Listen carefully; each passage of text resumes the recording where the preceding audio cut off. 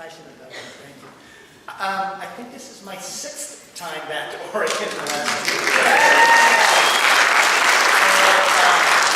It's great to be back here, thank you. It does feel very friendly here. Been on the road, I think, about 150, 200 days in the past 2 years. Not always at such friendly events, so it's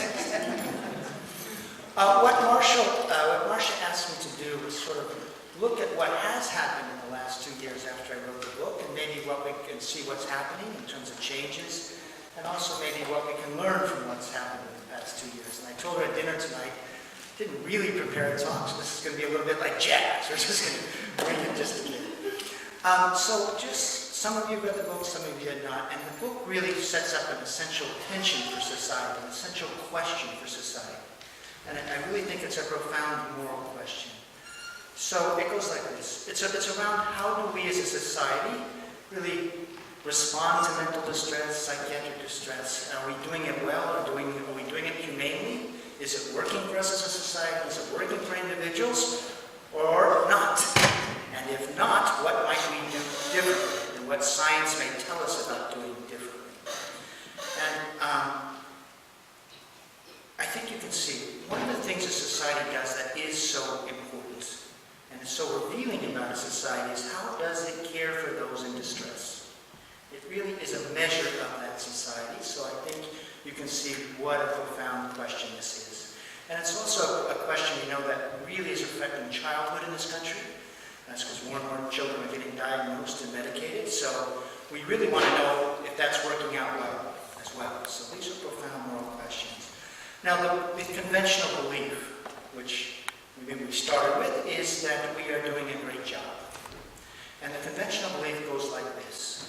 In 1955, we get a drug called Thorazine into asylum medicine, and this launches a psychopharmacological revolution, this great leap forward in care of mentally ill. It enables us to empty the mental hospitals, and then if you hear in the words, we get antipsychotics. You hear that word? Antipsychotics, like antibiotics. In other words, that they're antidotes to psychosis. Then we get antidepressants, anti-anxiety agents. All of these tell of drugs that are antidotes to specific diseases.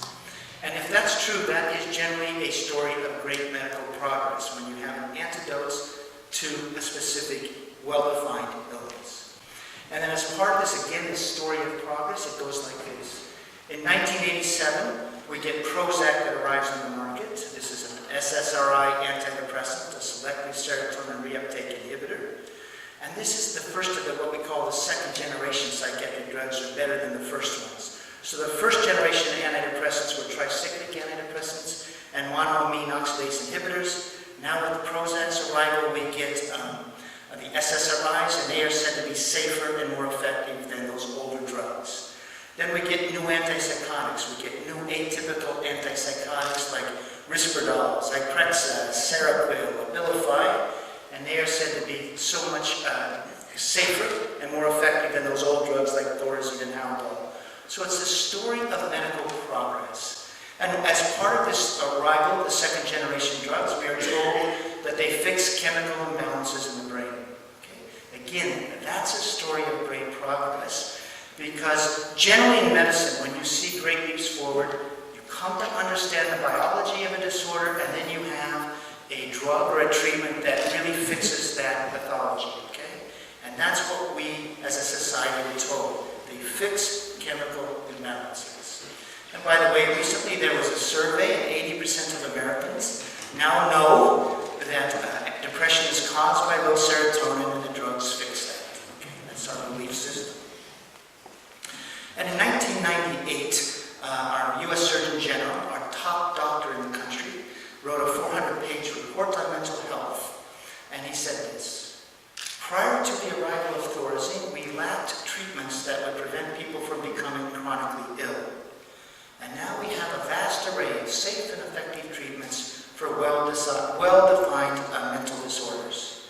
So officially, at the very top level of our medical establishment, we have this story of progress. Okay? Drugs that prevent criticism. Now, what do I do in Anatomy of an Epidemic that sort of challenges that wisdom, that conventional belief? Well, the first thing I do is I just look at disability rates and how they've changed since 1955. And this is the number of people under government care due to mental illness, and how has that changed as the psychopharmacological revolution unfolded. Now, the reason this is a beginning metric for sort of assessing whether we've had this great leap forward is this. Generally, when you get treatment, a medical treatment for a problem, a disease, a disorder that is effective and a great leap forward, you will see the burden of that disease either at least stabilize in a society or hopefully decline. Does that make sense? When you get an effective treatment. So I just wanted to look at how many people do we have on disability under government care, and how did it change as this psychopharmacological revolution unfolded? Well, if you do this as a first metric, you find that in 1955, at the start of this revolution, there were 560,000 people in state and county mental hospitals, and at that time, people who, quote, were disabled by mental illness, that's where they were. There was no social security to take care of people in the community. But you dig into that number a bit, you find about 200,000 people in those hospitals who were there with neurological disorders, end-stage Alzheimer's, syphilis, other things, and there were 360,000 people with psychiatric disorders, okay? So the disability rate in 1955, at the start of this revolution, was about 1 in 480. So you take that number, you look at the total population, and that's how you calculate the disability rate.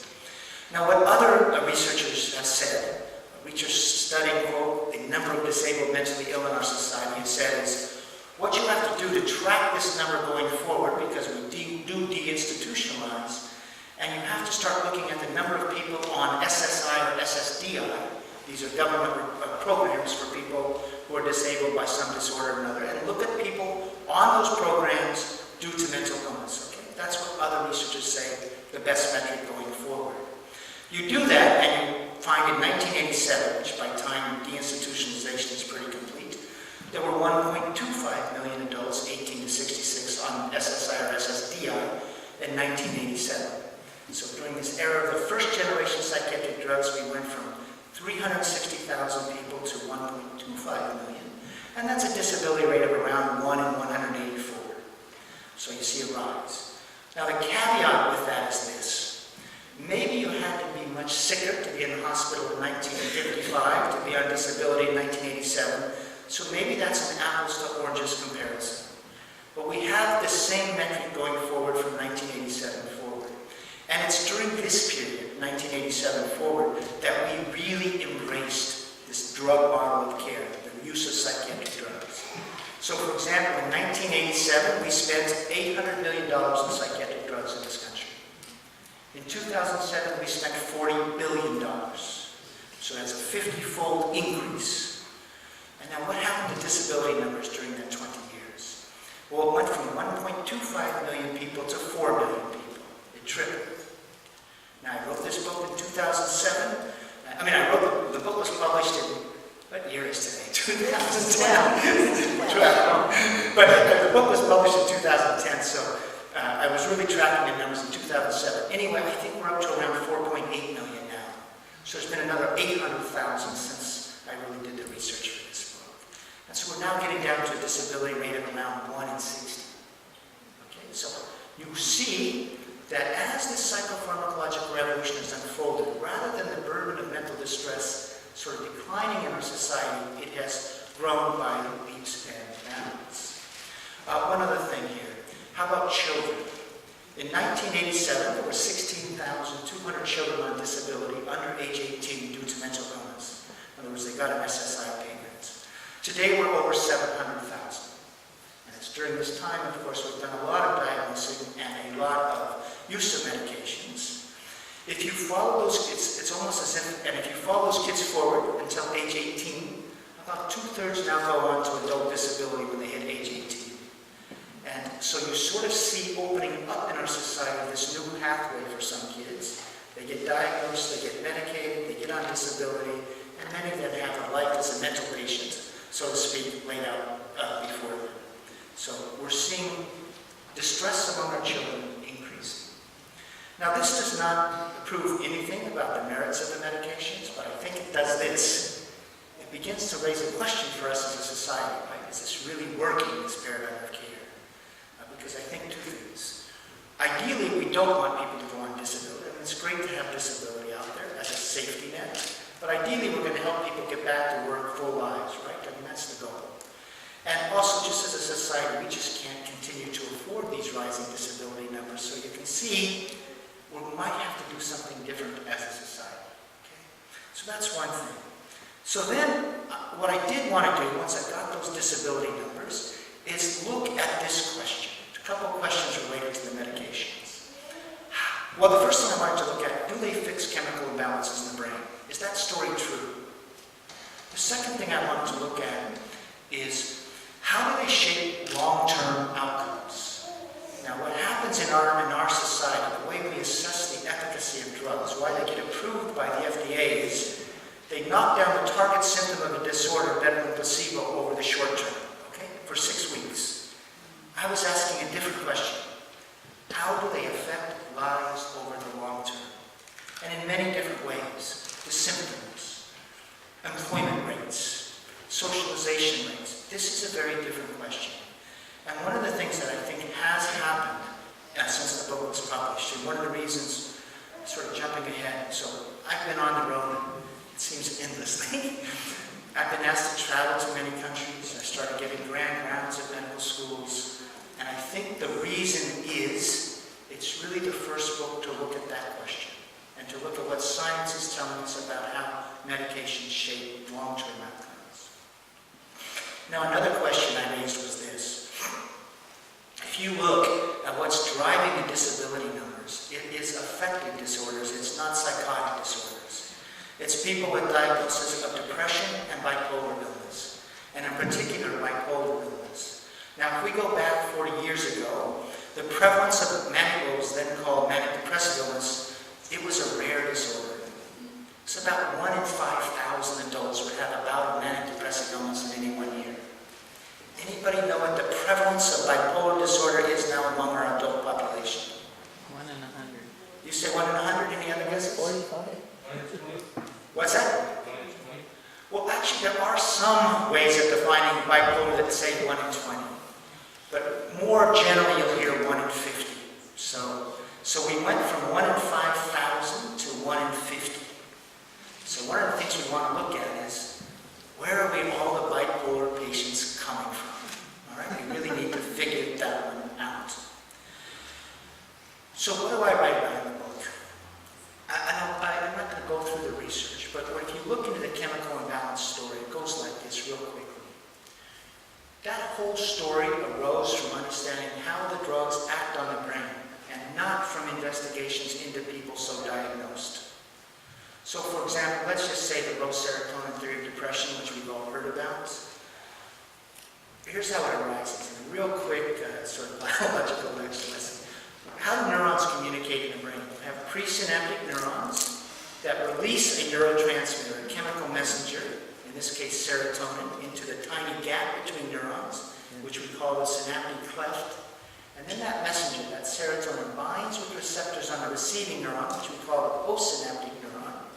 Okay, and that's how a message is passed. And then in order to make that message crisp, the serotonin, that chemical messenger, has to be removed from that gap real quickly. And it's removed from that gap in one of two ways.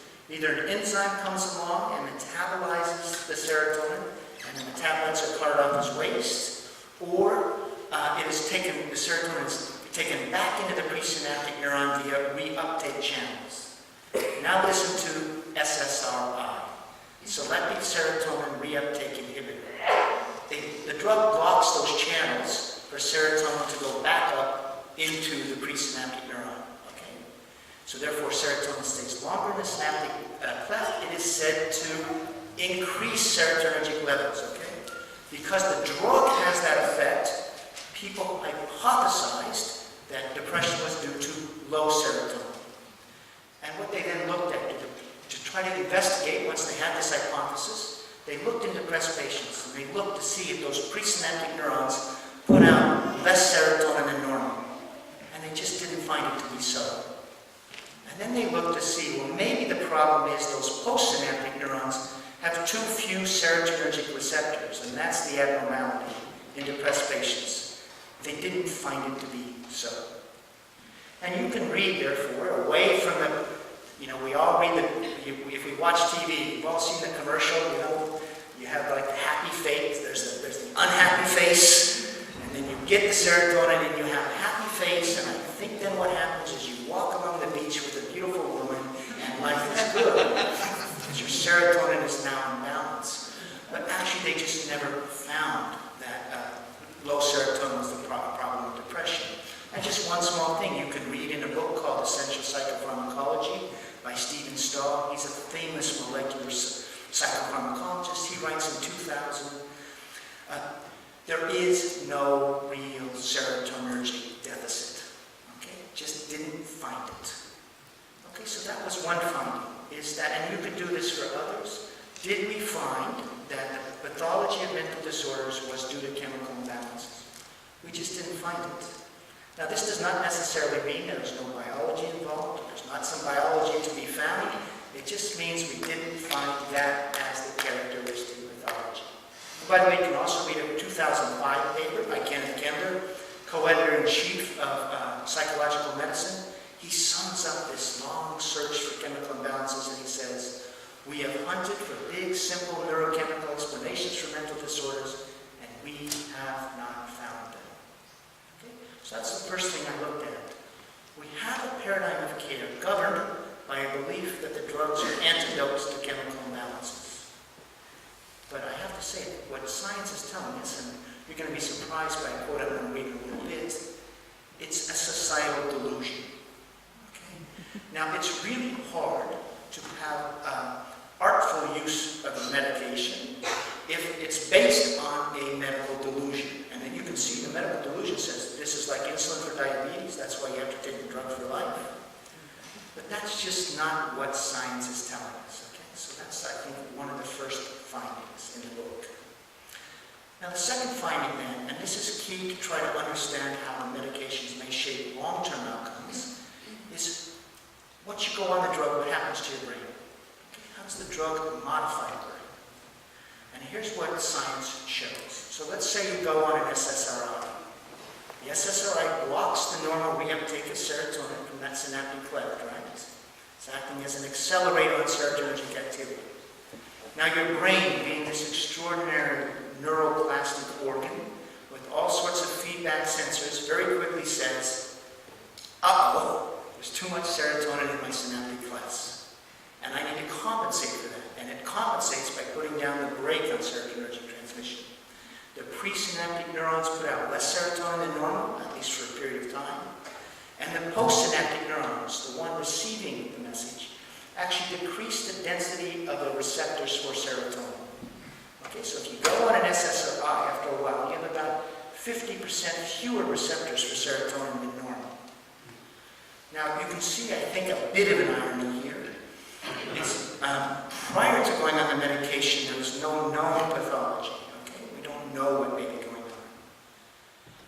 We hypothesized that the problem was low serotonin physiology. Once you go on the drug, in essence, that's what you have.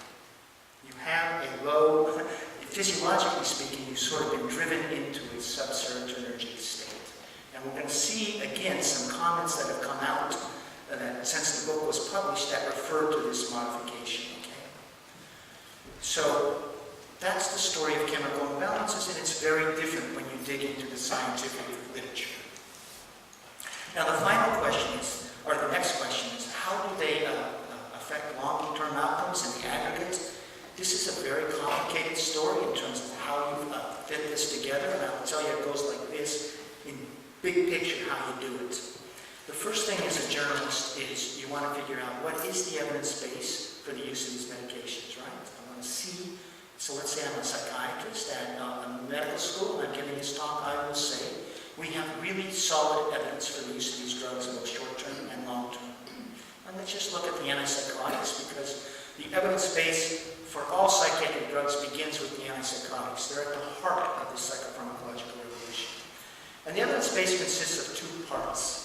One, again, you take people coming into an emergency room. This goes to the 1960s. Let's say they have psychotic symptoms. One half is randomized to drug in the hospital. The other half is randomized to placebo in the hospital. And then we look 6 weeks later. which group has a greater abatement of their psychotic symptoms. And with some great regularity, it's those treated with drug that have a greater abatement of their psychotic symptoms. And because of that, the drugs are seen as effective. Okay? They knock down the target symptom better than placebo. Now, once that information was in hand, this goes back to the 60s, and doctors were treating their patients with these drugs, and let's stick with the antipsychotics. They had this question: how long should patients be on these drugs? Right? Makes sense. Good thing.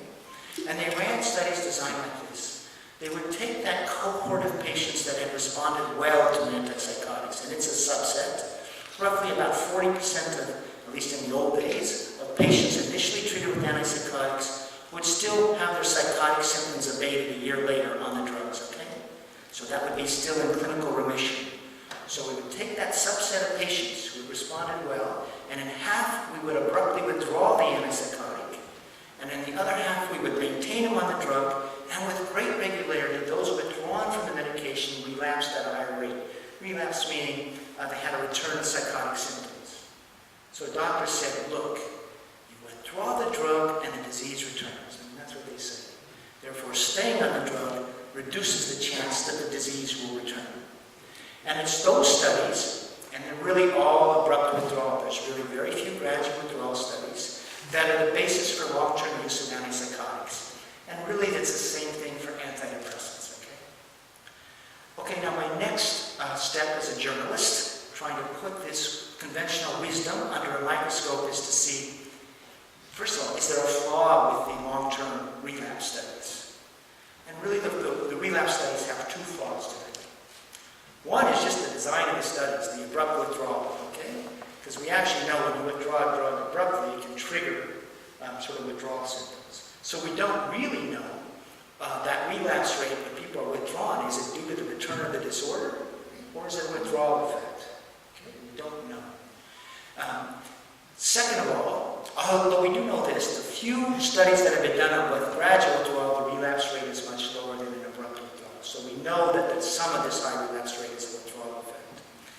Even more profound is sort of a Hippocratic oath question. I'll get this into a second. Now imagine a study that goes like this. Half the patients who come into an emergency room are treated initially with antipsychotics. They got psychotic symptoms. And now the other half is treated with psychosocial care, but not put on drug. And now we follow both groups for 3 years, 5 years, and we look at what they're working, symptomatic, socialization. Do we know what the long-term course of, say, unmedicated psychosis is? The relapse studies don't tell us that, right? They don't tell us anything sort of about the natural course and really the natural capacity to recover over time.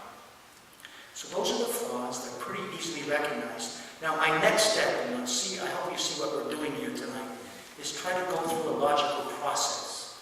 Because what I'm going to present you with is two stories. And really part of the social responsibility is, do we want to cling to the old one, or do we want to cling to this other one? So the next step is this. I searched the literature for researchers who tried to address this question. Do antipsychotics improve the long-term outcome of schizophrenia and other psychotic disorders? And it's asked this very question I'm asking in this book. And what you find when you do that is this. The researchers say we have no such evidence. So 2002, Emmanuel Stipp, he's a famous psychiatrist from the University of Montreal, he says, are neuroleptics, that's another word for antipsychotics, effective in treating schizophrenia after 50 years? And he says, when it comes to long-term evidence, there is no compelling evidence on the matter. And then he really says something that I would say is the question that all of our society needs to address. He says, one thing is for sure. We run a let's see if I can get this right. If we wish to base psychiatry on evidence-based medicine, we take a real risk in taking a closer look at what has long been considered true. And that is what I do in this book. And what you all are doing if you read the book and try to assess what it might mean to you and to social care. We're taking a risk, okay, because we're going to challenge conventional wisdom. All right, now put on your journalist hat. How are you figure out how antipsychotics shape long-term outcomes, just after you've read, researchers say we just don't have the evidence. Well, what I did in this book, and I do this for different disorders. I do it for schizophrenia, I do it for depression, I do it for anxiety, I do it for bipolar disorder, and then I also do it for some childhood disorders. Is I tried to put together pieces of a puzzle, a story of science as it unfolds over time, over 50 years. Okay, does that make sense? And the process goes like this. It begins with trying to understand the Hippocratic Oath. Now, what does the Hippocratic Oath say? First, no harm. Okay. What does that mean? You think it means don't make the patient worse, right? It means something much more subtle and profound.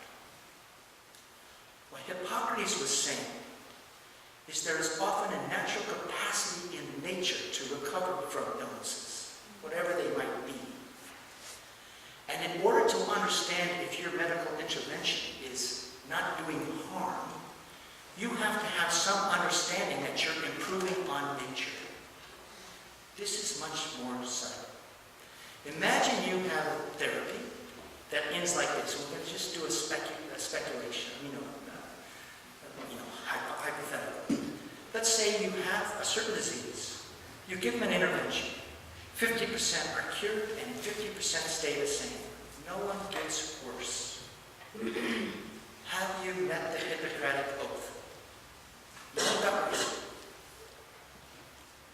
You don't know. Now let's say you find that the natural spectrum of outcomes is 70% recover and 30% stay the same. Now you actually see your worsening outcomes in the aggregate, okay? So the point is, we need to start with trying to understand what's the capacity to recover from depression, anxiety, manic depressive illness, psychosis, whatever we call schizophrenia.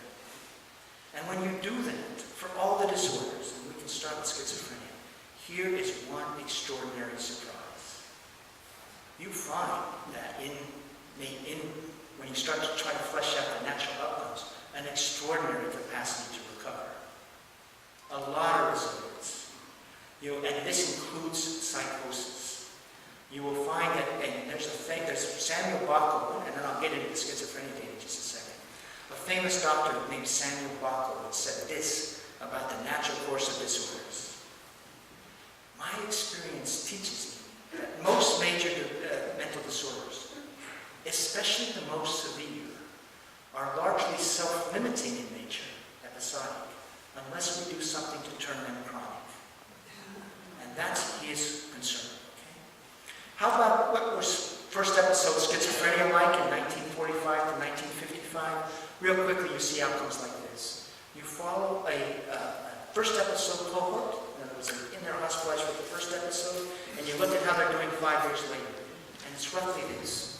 1/3 of the patients just aren't psychotic anymore. Okay? They had a schizophrenic time. There's another third that in fact still have some symptoms, but they're able to live independently in the community. So if you look from 1945 to 1955, 5 years out, about 2/3 of the, quote, first episode schizophrenia patients were living independently in the community 5 years later. More than 50% were employed.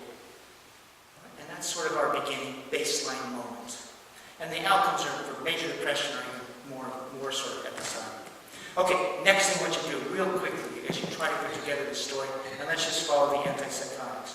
You look at the first long-term study. It's done in the 1960s. It has 4 arms. 3 drug-treated group, 1 placebo group. At the end of 6 weeks, the drug-treated group is doing better. But then comes the curiosity. When they follow up at the end of 1 year, they know it's the drug-treated patients that are most likely to be re-hospitalized. And at this very early moment in the literature, we see the vaguest hint of a paradox. Short-term efficacy, but perhaps long-term primacy. The next sort of thing I looked at, what did physicians say when the drugs were being introduced? Because they now were used to seeing people treated without the drugs, and now they're going to be seeing people treated with the drugs. Do they notice anything different? What's their clinical perceptions? And it goes like this. Boy, my patients are getting better faster. But, boy, are they coming back to the hospital in droves. And the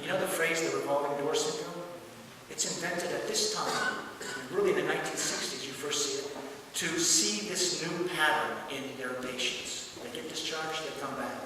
The other thing you hear is this. It seems that when patients relapse on drug, their relapses are more severe than when on placebo. So this is the other one. Going forward, the next thing I looked at was their retrospective study, a study where someone had 5-year data from a hospital, outcomes data, and now he compares it to 5-year data in a drug area. Sanborn did that. He had a group of patients treated with psychosocial care at Boston Psychiatric Hospital in 1947. Similar group of patients in 1967. What does he report? 2 things. In 67, there's a higher relapse rate, and even much more important, whereas 76% of his patients in the 1947 cohort were living independently, now most are on disability, etc. So there's much more social dependency. So we look at the retrospective study, and Sanborn-Bachan says, if we want to think about long-term clinical outcomes, maybe we need to rethink the long-term use of antipsychotics. Okay, that's the retrospective study. Then real quickly, there were 3 studies done in the 1970s funded by the NIMH that sought to re-examine this long-term question. And these studies all were basically designed like this. We're going to have one group treated conventionally with drugs, and over here we're going to have a group treated with psychosocial care. We will delay initial use of antipsychotics. If people don't get better after 6 weeks, 10 weeks, we may use antipsychotics. I will tell you in every instance, the experimental group did better. That was one finding. The second finding was that each time there was a subset of first episode patients that could get better without going on drug and then stay better throughout, say, 1, 2, 3 years. And it was that subset that was able to get through their first crisis, so to speak, without going on drug, that each time would have the best long-term outcomes. 3 such studies done in the NIMH. Each time, and this is at the very heart of our research, each time the researchers said this: if we care about long-term outcomes and long-term functional outcomes, we may need to rethink our use of these drugs. Okay? What is that acronym? What's that? The acronym. Who did the study? Oh, no, NIMH is the National Institute of Mental Health. So this is our top funding agency for mental health. It's part of the National Institute of Health. And then there's this really profound question that arises by William Carpenter, who is at the NIMH. He says this: we know that once you're on medication, you're less likely to relapse and maintain it. But we raised the possibility that over the long term, the drugs are actually making people more biologically vulnerable to psychosis. So what would be happening if we never put people on drugs to begin with? It's really a fundamental question that arises in 1978. And you can see how it arises, right? It arises from this research. The next thing you have is you have doctors at McGill University who say, I think we know what's happening. And it goes back to this, what happened to the brain. Antipsychotics work by blocking dopamine receptors in the brain. They thwart dopamine transmission, acting as a brake. The brain responds by putting down the accelerator. It does so in 2 ways. The presynaptic neurons put out more dopamine. Postsynaptic neurons increase the density of the dopamine receptors. You're now super sensitive to dopamine. This is your new brain, right? Now take away the drug. See the problem? You have that, your brain's been modified. And they said, this is why we're getting such relapses when you come off the drug. And then they also said this, though. Maybe over the long term, we're going to actually have something called tardive psychosis, where the psychosis seeps in because of this dopamine supersensitivity and becomes ever more severe. So they raise that flag of worry. Okay? I'm just trying to show the progress, the process here. That worry arises, you can see how it arises, and then this line of investigation is shut off. 1980s. And basically, I hate to say it, the American Psychiatric Association has guild interests, drugs its product, and they say, we are not going to investigate this anymore. And it's shut off. Okay? And you can see it's confusing, right? You do have short-term efficacy. You have people seeing that when they come off the drugs, they do poorly. And the irony is science is saying, nevertheless, we seem to be shaping outcomes towards greater chronicity. It's sort of a paradox, right? It's hard to deal with. Anyway, if you go forward, what do you find from that just in antipsychotics? Well, one, you find that animal models support the idea that the problem is that these drugs cause an increase in dopamine receptors that makes the brain more sensitive to mean over the time, this makes you more biologically vulnerable to psychosis. That's one thing we have. We have cross-cultural studies done by the World Health Organization that compared outcomes in India, Colombia, and Nigeria, 3 developing countries, with outcomes in the US and 6 rich countries. There was one 2-year study, one 5-year study, and what the WHO investigators concluded, each time the outcomes were much better in the poor countries, okay? The 3 developing countries. And the researchers concluded, and listen to this, living in a developed country is, quote, a strong predictor. You won't have a complete remission from schizophrenia. You see there's something wrong with that, right? And then after the first such study, they hypothesized, maybe the problem is that maybe the reason for that is that patients in the poor countries are more medication compliant. It's a valid hypothesis, right? If medication compliance is so key, in other words, if we believe that the drugs are so essential, medication compliance should improve outcomes. But they found that, in fact, the medications were used differently in the poor countries. They were used acutely, short-term, but only 16% of patients were regularly maintained on the drugs. They had a different paradigm of use. So we have that. By the way, I'm just going to stop here for a second. The whole purpose of this book, it's not a medical advice book, right? It's just taking a big picture look. No one should read this book and make any personal decision about medication use. Certainly should not make any decision after this talk. It's just looking big picture, okay? And we may find paradigms of care where some people do better on meds long term, and with maybe selective use models. We're just trying to take a big picture, okay? Next thing, you look at MRI studies. MRI studies are a little startling around antipsychotics. The MRI studies have shown that there is some brain volume loss over time with antipsychotics. And they have also shown that as that brain volume loss happens, you get some cognitive impairment, some functional impairment, and etc. And increased emotional lethargy. That's that. And then finally, we have one longitudinal study, and it's the only such study that I know of in the literature. It was done by Martin Harrow at the University of Illinois.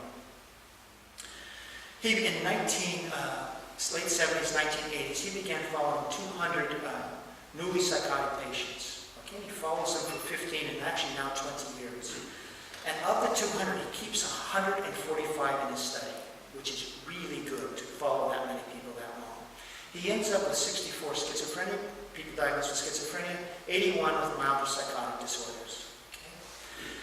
And all he does, everybody treated conventionally in the hospital with drugs, then they're discharged, and then they're just free to do whatever they do. Some people will go off, some people will stay on, and the purpose of this study, the reason you all funded it, it's funded by the NIH, was to see what happens to people who go off their meds long term. Because the understanding, of course, is they do horribly. So what did he find? Let's just look at the schizophrenic group real quickly.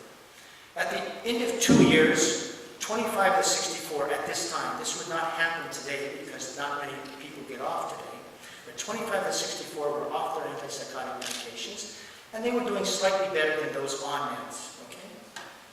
And then we see something in this literature we don't see anywhere else in the scientific literature.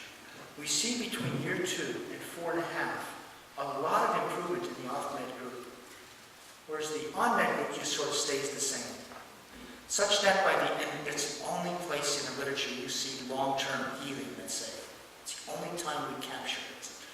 Anyway, at the end of 4.5 years, the recovery rate for those on medication, off medication is 40%, those on medication 5%.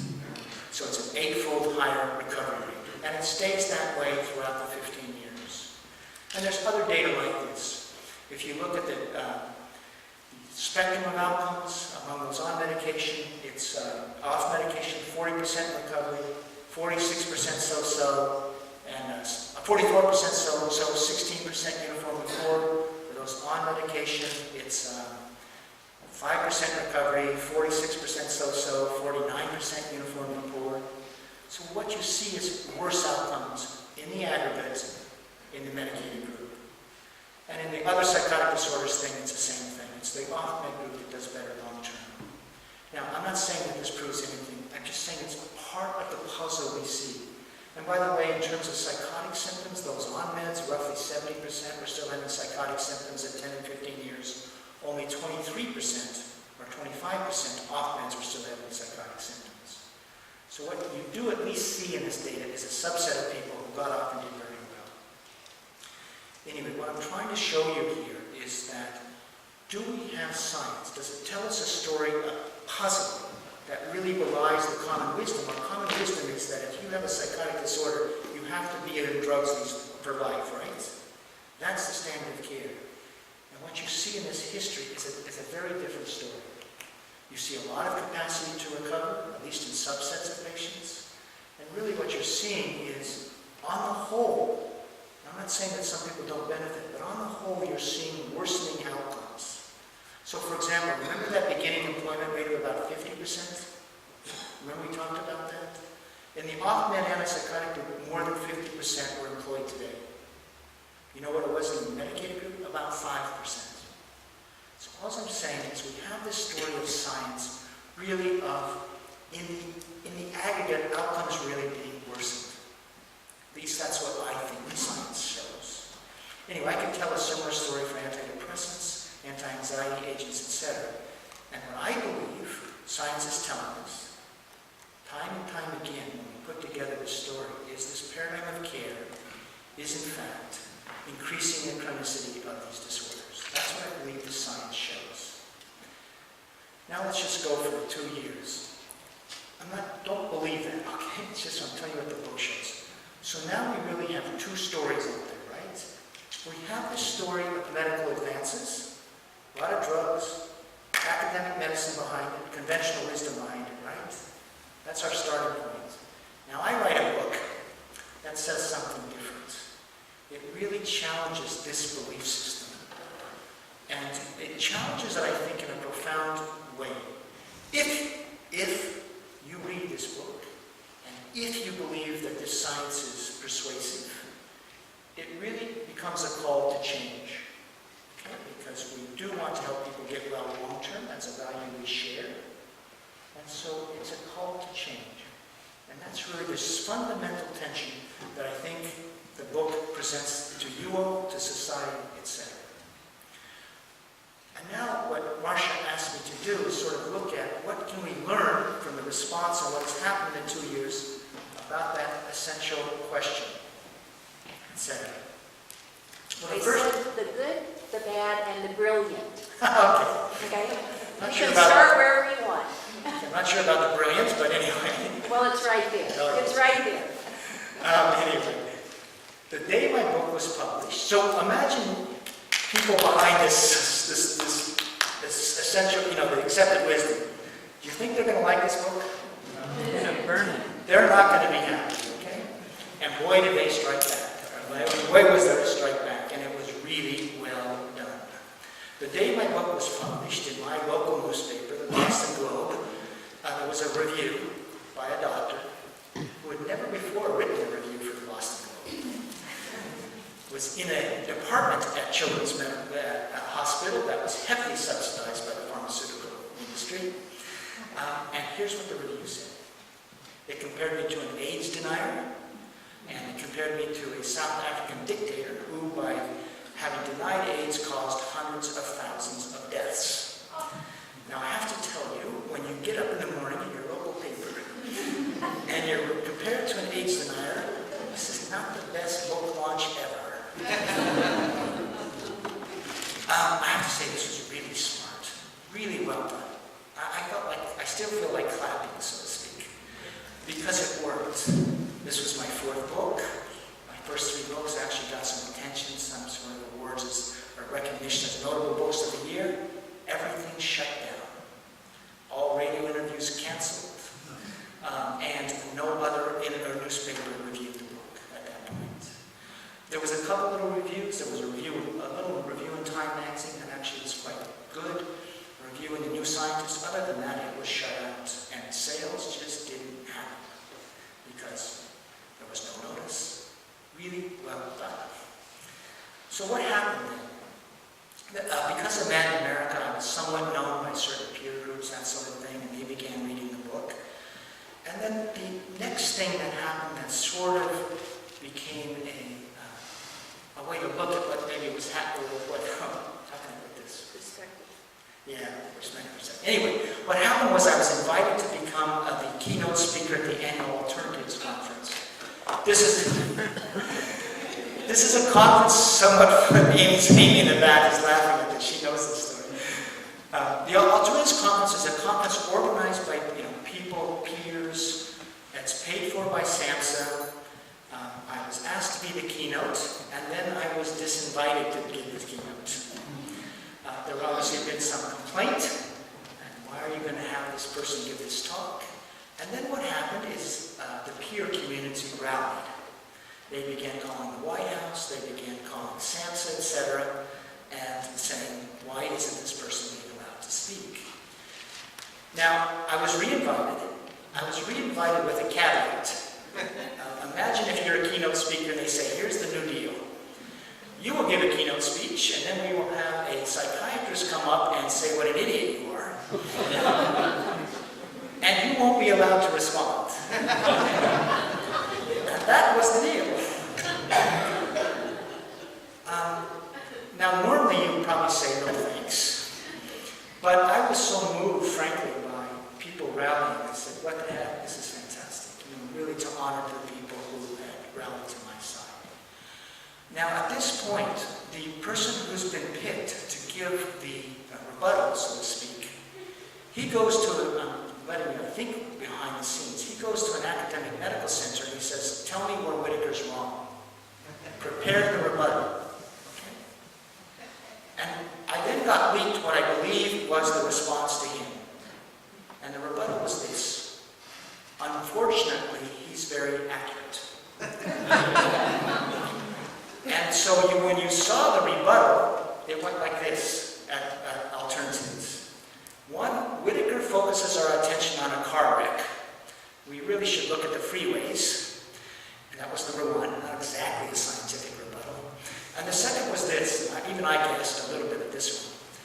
Yeah, maybe the drugs make people worse over the long term, but that's true of a lot of drugs. It's not just psychiatric drugs. I kid you not. So going forward, what then began to happen? That actually put the book a bit on, out there. And then things began to happen. I began to hear from some psychiatrists. I began to hear from some psychologists saying, I read your book, I'm upset. What do we do about this? Began putting those people together on the internet during listservs. And by the way, Oregon really was a leader in this. Okay? Specifically, it began in Lane County with a gentleman named Bruce Abel. And he said, we want to have a symposium to really discuss this. And at this point, I managed to get a donor to fund the symposium. And in order to give the donor some money, we had to form a nonprofit. And that eventually turned into something called the Foundation for Excellence in Mental Health Care. I'll talk to you a little bit more about what they're doing. Now, at this symposium that was held in Portland in February of 2011, I don't even know what decade it is. It was really interesting. There were 4 workshops. A workshop on schizophrenia and antipsychotics, antidepressants, a workshop on medication tapering, and a workshop on sort of Medicaid reimbursement. What was really interesting about the workshops was we got academic medical doctors to read the workshops and to go over the data in Anatomy of an Epidemic in anticipation. And the idea was they would go over the data and decide should protocols be changed. Okay? Academic doctors. Now, the workshop done by antipsychotics was led by 2 Harvard-affiliated doctors, Chris Gordon and Mark Green. And I will tell you what Mark Green called me up when he read the book, and he says, give me a week and I'll tell you where you're wrong. I know this is not true. A week later he says, damn it, I haven't found out where you're wrong yet. Anyway, they led the workshop, and and there was one other interesting thing, and let's just put it this way. There were some doctors psychiatrists sent to that workshop with some academic credentials who were ordered to make sure nothing worthwhile came out of that workshop. They were basically sent there to sabotage the deal. And they were sabotaging the morning. I sat in as a fly on the wall. And then some people who had looked at the literature said, well, what about the Harrow study? What about this? They hadn't read it. So they read that study, and they came back. These people sent to Sabotage and said, boy, you've rocked our world. And here what was so profound about this. After 2 days, that schizophrenia workshop came up with 2 principles. They said there's an evidence base for avoiding initial use of the neuroleptics, because if you do that, there will be a group of people who will get better without going on the drugs, and that group of patients can have a good long-term outcome. Remember that thought, okay? Because we're going to see if maybe that possibility is now going to be investigated. And then the second thing they said, even once you use the meds, it's clear that some can do okay off, and they should be given a chance to go off. So what they were saying is we need to rethink the use of antipsychotics along this selective use model. And that's what came out of a symposium where people spent weeks and months looking at the literature there, and they changed their minds. The antidepressant workshop went through a somewhat similar process. They came up with these principles. In terms of over the short term, antidepressants really aren't very effective, more effective than placebo for mild to moderate depression. And you really should try other things like depression, exercise, other sort of psychosocial things before you use antidepressants. And that really you only see real effectiveness over placebo in more severely depressed patients. Then the second thing they initially concluded in the workshop was, and you shouldn't use the drugs longer than a year, if at all possible, because there is increasing evidence that the drugs may be depressogenic, increase the chronicity of the disorder over the long term. Now again, that does not mean nobody does well on the drugs long term. It just means you're increasing chronicity in the aggregate, okay? Now when they brought that to the larger symposium, that sort of stirred a ruckus, and they backed off, and they just said, okay, there's no evidence that the drugs necessarily help long term, okay? But again, these were symposiums where they looked at this, and they altered conventional beliefs, which you can see was quite... For me, it was rewarding because it sort of was validation, etc. By the way, this was the day. It was the same weekend that Rethinking Psychiatry was formed in February of 2011. That was a busy weekend for you. That was a busy weekend. So, I could go forward with this. What's the next sort of story to tell on this? One is actually, I think, sort of an increasing societal acceptance that something needs to be thought about. So, for example, the New York Review of Books is a very prestigious publication.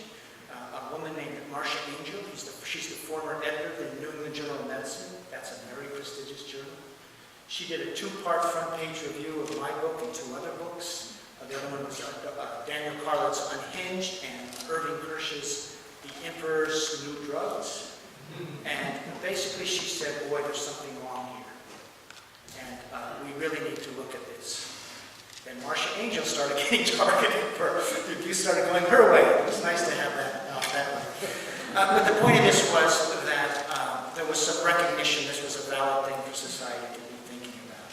At that point, 60 Minutes contacted us all 3. And then they decided to focus on antidepressants. And I don't know if you saw that 60 Minutes piece. They basically followed Irving Kirsch's work showing that antidepressants are really effective over the short term only in very severely depressed patients. By effective, I mean more effective than placebo. So you start to see there some acceptance. See what I'm saying? Society start changing. And I do want to say about the investigative reporters and the Editors Association Award, just as a sign of increasing recognition, maybe we need to look at this. If you Google me, you will see some pretty negative things. You will see he's biased, he's slanted, he's cherry-picked his studies. You'll see other criticisms. You almost cannot see anything that does not have the word controversial before my name now. Seems like it's my middle name. The Investigative Reporters and Editors Association is an association of people at the New York Times, 60 Minutes, Washington Post, etc. And it was set up after Watergate to honor investigative journalism. And the media on this particular story has generally really repeated the common wisdom. So for them to give this book this award was really sort of a sense of them saying, maybe we need to look at this. Maybe there's something here. It was sort of a validation. Bob, didn't Marcia's Angels, didn't she win an award for her? Yeah, she wrote a book My called The Angel. Truth About Drug Companies some years earlier. Oh, That's I thought she won an award for her. review. I don't know if I think so. So finally, one last thing on this, about being on the road 180 days or whatever. I don't know, I'm just on the road pretty constantly. I'm increasingly going to other countries, and society after society is asking the same question. Is this working? I will really tell you, societies are really trying to struggle. Does this paradigm of care, which emphasizes drugs as the cornerstone, is it helping alleviate the burden of distress? And as part of my going around there, I will tell you, every society I go to, they're all seeing soaring disability rates. Denmark, doubled in the last 10 years. Iceland, quadrupled in the last 15, 20 years. UK, same thing. Australia, New Zealand. Wherever you see this, you're seeing these soaring disability rates. So you can see why we're talking, why societies are worrying about this. A couple other things. What science has come out, we're going to do two more things. What science has emerged since I wrote this book? Does it invalidate or does it further validate? And also, what are changes that are happening in this social focus? Real quickly, as you saw with the alternative story, nothing really came out to say, here's our evidence showing that medications shape long-term outcomes for the benefit. It's been 2 years. I've been on panels. I've been in many forums. I've never seen anybody say, here's our studies that show we're improving long-term outcomes. So it's been 2 years. And I think they would have found it if it were there. The other thing is, and I'm just telling you this, I've been accused of being slanted, biased, cherry picking, etc. But no one has said, here's the studies he missed. Here's the studies he miscited. No researcher has contacted me and said, you miscited my data in 2 years. So I haven't had that sort of attack on the reporting. And I just think it's important for really myself as a reporter, but if we're going to take seriously this other possibility, you would hope that there hasn't been this attacks on the reporting. Okay, real quickly, how about the chemical imbalance story? Well, it is officially being abandoned. 2010, Thomas Insel, he's the director of the NIH, he says this. Really, this was a bad piece of logic. There's no reason to think that just because the drugs do this, the disease is the opposite. Okay? He wrote this paper. But here's my favorite abandonment of the chemical imbalance story. It's by Ronald Pies. He's an editor at Psychiatric Drugs, and it was written in 2011. Here's what he says. I am not one who easily loses his temper, but I confess to experiencing markedly increased limbic activity whenever I hear someone proclaim, psychiatrists think all mental disorders are due to a chemical imbalance. In the past 30 years, I don't think I have ever heard a knowledgeable, well-trained psychiatrist make such a preposterous claim, except perhaps to mock it. On the other hand, the chemical imbalance trope has been tossed around by opponents of psychiatry who mendaciously attribute the phrase to psychiatrists themselves. You all see what's going on here? In truth, the chemical imbalance notion was always a kind of urban legend, never a theory seriously propounded by well-informed psychiatrists. I have to say, that's the biggest retreat from a story I have ever seen. And now people like me are said to have attributed to psychiatrists, and they never said it. Anyway, but the point is, there is full-fledged retreat from that, even though I recently was in a room full of people who had a psychiatric diagnosis, and I asked them, how many of you were ever told you have a chemical imbalance? In this room, let's imagine everyone had a diagnosis. What percentage of hands went up? 100%. Okay, that's quite good research. Second, we have some more research done on animal models of antipsychotics. done some research related to this increase in dopamine receptors, and he recently published a paper saying, this is why the drugs fail over time. And I'll just say, we show that during ongoing treatment with clinically relevant doses, Haldol and Zyprexa progressively lose their efficacy. The loss of efficacy is linked to an increase in dopamine receptor number and sensitivity. These results are the first to demonstrate that breakthrough supersensitivity during ongoing antipsychotic treatment undermines treatment efficacy. So there's further research sort of worrying about this dopamine supersensitivity. What did you say about breakthrough? Meaning what he's saying is initially the drugs work, okay? And by blocking dopamine receptors, but then over time the drugs cause an increase in dopamine receptors. And that's why you get this lack of efficacy. I was on Zyprexa and I had breakthrough mania, and they were telling me that I didn't take my medication. And I had taken my medication all the time, but I still had a manic episode. Well, this is basically saying that this is a progression that happens over time. How about antidepressants? Well, there's been a lot more research about maybe that they're depressogenic over the long term, and in 2011, researchers at the University of Louisville wrote a paper on this very problem. His name was Reef L. Malik, is the leading researchers on this, and here's what he writes. These drugs may, and he talks about the worsening outcomes for depression long term. He says these drugs may have a pro-depressive effect over the long term. That is, continued drug treatment may induce processes that are the opposite of what the medication originally produced. He's talking about that decrease in serotonergic receptors. And this may cause a worsening of the illness, continued for a period of time after discontinuation of the medication, and may not be reversible. So the worry is that you're driving the brain into sort of a depressed state long term. He concludes, a chronic and treatment-resistant depressive state is proposed to occur in individuals who are exposed to potent antagonists of serotonin reuptake pumps, those are SSRIs, for prolonged time periods. Due to the delay in the onset of this chronic depressive state, it is labeled tardive dysphoria. Tardive dysphoria manifests as a chronic dysphoric state that is initially transiently relieved by, but ultimately becomes unresponsive to, antidepressant medication. SSRIs may be of particular importance in the development of tardive dysphoria. All I'm saying in that paper, you see a recognition of the same science I was writing about in the book. This worry that we're changing an episodic illness into a more chronic disorder. Finally, I will say that Martin Harrell just published his 20-year data on his long-running study of schizophrenia patients and mild psychotic patients, and the outcomes keep on diverging. I will just give you one bit of additional fact from that study. He breaks out in one time patients that were medication compliant for this 20 years and those who got off in 2 years and then stayed off for the next 18 years. He compared those two outcomes. Now, he had, again, a definition of recovery. You had to be working for 50% of the time, right?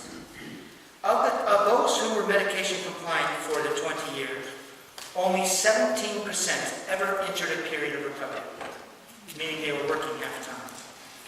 Of those who got off by year 2 and stayed off, 87% experienced 2 or more periods of recovery.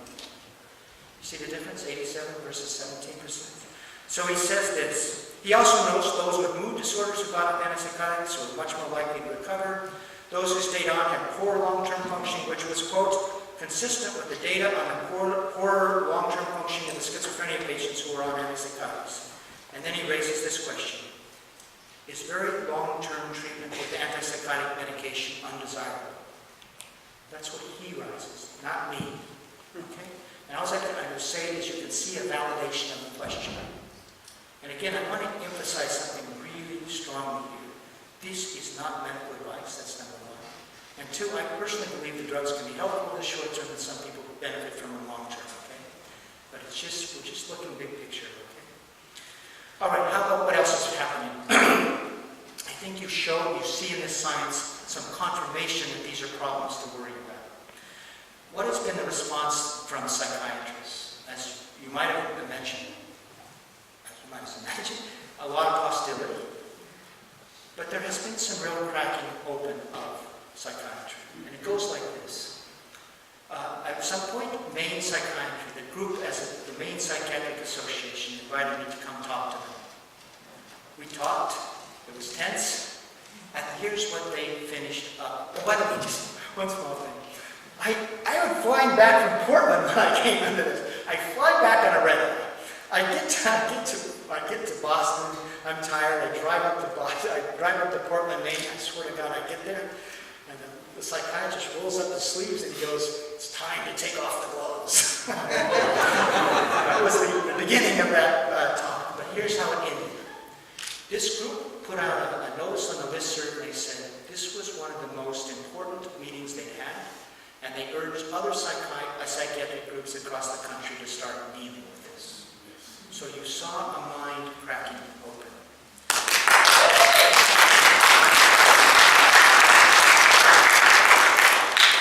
Since then, I've been asked to give grand rounds at some other medical schools. Some of them have gone well, some of them haven't gone so well. But Massachusetts General Hospital, University of Vermont, I was just out in Berkeley. I have something at, where am I going next week? University of Kentucky, I'm going to University of Alabama, and I could name some others. It's a sign that, you know what grand rounds are? Grand rounds is when they bring in people to talk theoretically about some cutting edge thing. It is not normal to bring in a journalist to grand rounds. But the fact that this is happening shows that at some level, the profession itself is saying, boy, we really need to think about that. That's really what's happening. By the way, I met with the Vermont Psychiatric Association, and they were really on board with maybe we need to rethink this. So I think you're seeing within the profession some signs of addressing this and thinking about it. Believe it or not, eventually I was asked, and again, this was thankful to someone from Oregon. Do you all know David Pollock, by any chance? Does that name ring a bell? He's an Oregon psychiatrist, pretty well known. He's got a long history in the APA. He got me invited to speak at the American Psychiatric Association last fall in San Francisco. It was at their second meeting of the year. It said that's a meeting of like Institute of Community Psychiatry, something like that. And here was the thing. You'll see the tension here. So, I was invited to give a talk. Was invited before Martial Angels Review came out. And after Martial Angels Review came out, the APA, as an organization, sort of put out a press release denouncing me. So I was invited to speak, but being denounced at the same time. They assigned me a room at 8 o'clock Saturday morning. People would not be awake. That was number one. Two, they initially were going to have continuing medical education credits. They withdrew the credits. Three, they normally videotape and record the talks and they make it part of a disc. They wouldn't do that either. Okay, it was sort of no longer an official part of the program. That's the bad news. Here's the good news. There was so much interest, they were asked to move it to a bigger room. The room that was in maybe held 300 people. Now the association refused to move it, but nevertheless there was this interest. The place was utterly packed. There were 350 people out in the hall trying to get in. And there was a lot of younger psychiatrists there. And afterwards they were coming up saying, and it was actually a pretty respectful audience. Questions were good. And a lot of the younger ones, I will tell you, came up afterwards and said to me this. They felt like suing their medical schools for malpractice.